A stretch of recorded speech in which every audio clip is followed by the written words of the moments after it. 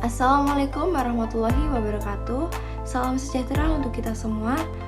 Kepada Ibu Novi selaku pengampu mata kuliah isu-isu perdagangan, hari ini saya akan mempresentasikan materi dengan judul Perang Dagang Amerika Serikat dari penyebab hingga pengaruh terhadap ekonomi global dan Indonesia. Presentasi ini akan membahas secara menyeluruh mulai dari pengertian perang dagang, penyebab utama, kronologi, hingga dapatnya secara global dan khususnya terhadap Indonesia. Kami juga akan menyoroti peluang strategis yang bisa dimanfaatkan oleh Indonesia di tengah konflik ini. Di slide pertama ada pengertian perang dagang.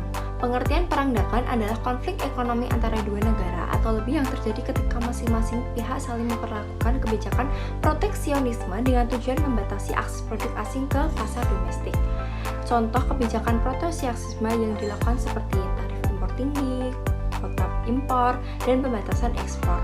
Tujuan utamanya adalah melindungi industri dalam negeri, menekankan daya saing negara lawan, dan mengamankan posisi ekonomi dan politik global.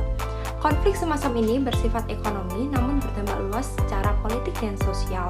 Perang dagang berbeda dari embargo dan blokade karena bentuknya masih sama kerangka kebijakan resmi pemerintah. Penyebab perang dagang Amerika Serikat. Ada beberapa penyebab utama perang dagang Amerika Serikat dan Tiongkok. Pertama, defisit perdagangan yang besar. Amerika Serikat mengimpor jauh lebih banyak dari Tiongkok dibandingkan ekspor mereka.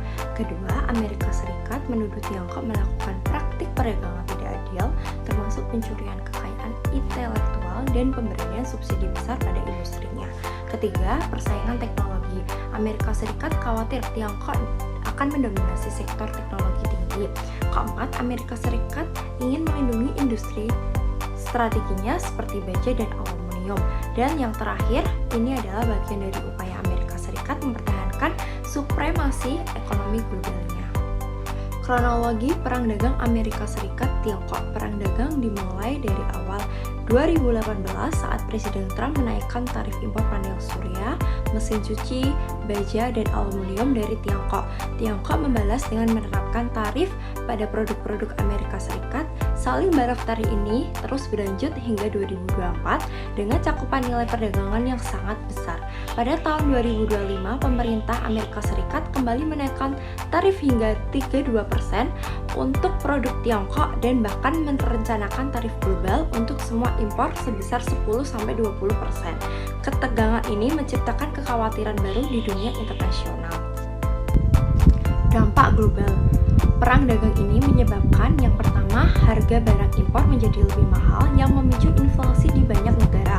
Kedua, ketidakpastian kebijakan membuat investor ragu untuk berinvestasi.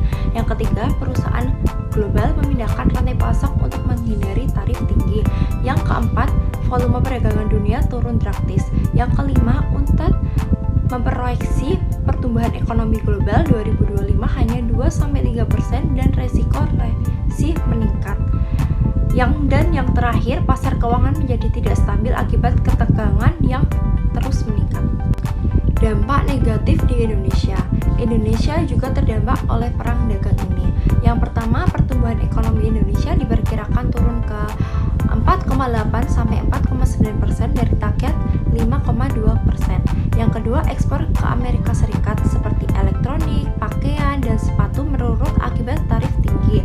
Yang ketiga, ketidakpastian global menyebabkan rupiah terdepresiasi hingga 11%. Yang keempat, biaya impor bahan baku dan barang modal naik mempengaruhi industri manufaktur. Yang kelima, akibat tekanan ini banyak perusahaan mengalami penurunan produk dan melakukan PHK yang berdampak pada daya beli masyarakat. Peluang strategis Indonesia. Perang dagang ini juga membuka peluang strategis bagi Indonesia.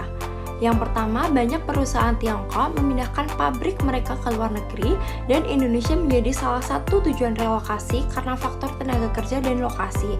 Yang kedua, pemerintah Indonesia juga mendorong diverifikasi pasar global ke negara-negara non-tradisional seperti Pakistan, India, dan negara-negara Timur Tengah serta Afrika. Dan yang terakhir, Bank Indonesia melakukan intervensi untuk menjaga kestabilan nilai tukar dan mendukung ketahanan ekonomi nasional. Slide berikutnya ada tabel ringkasan dampak. Pada saat ini, kita bisa melihat perbandingan dampak antara ekonomi global dan Indonesia secara lebih sistematis. Ekonomi global menghadapi perlambatan, inflasi, dan ketidakpastian tinggi. Sementara Indonesia mengalami tekanan serupa, namun juga memiliki peluang dalam bentuk investasi dan ekspansi pasar. Poin pentingnya adalah bahwa krisis global seperti ini menuntut kebijakan ekonomi dan adaptif dan proaktif. Dan di slide terakhir ini ada kesimpulan. Sebagai kesimpulan, yang pertama, perang dagang Amerika Serikat dan Tiongkok bukan soal tentang tarif, tapi bagian dari konflik ekonomi dan geopolitik global. Yang kedua, dampaknya meluas ke seluruh dunia, termasuk Indonesia, dan mengancam resesi dan tekanan ekonomi.